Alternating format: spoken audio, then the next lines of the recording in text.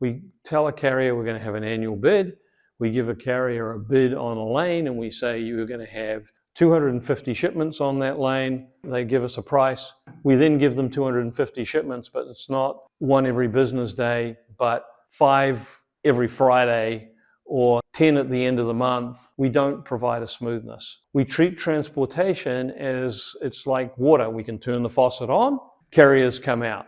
There's two fundamental issues. One, carriers recognize this volatility and they build it into their price. Second, they also say, hey, we're just not going to accept a certain amount of loads because they're physically going to be either not possible or uneconomic. And lastly, a lot of companies treat transportation providers as if you're just around the corner, you better have a carrier truck here tomorrow or even today, and simply put, they try and plan out tours where they can get their drivers back home on the weekends and provide a quality of life.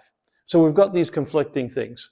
Shippers, in many ways, ignore carriers from a perspective of helping them plan. Carriers then react by adjusting price and refusing loads.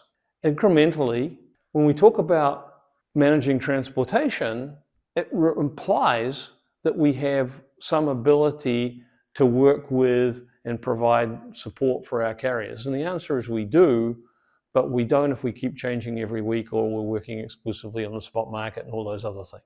We need to consider carriers as an integral part of our supply chain. Draw these diagrams all the time.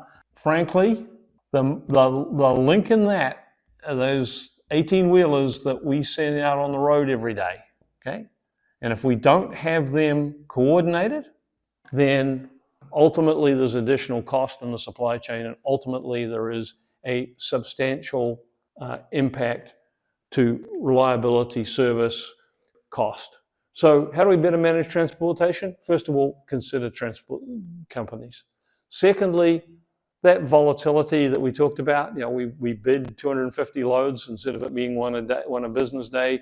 It's 10 at the end of the month and 20 mid-month or some big bunches like that.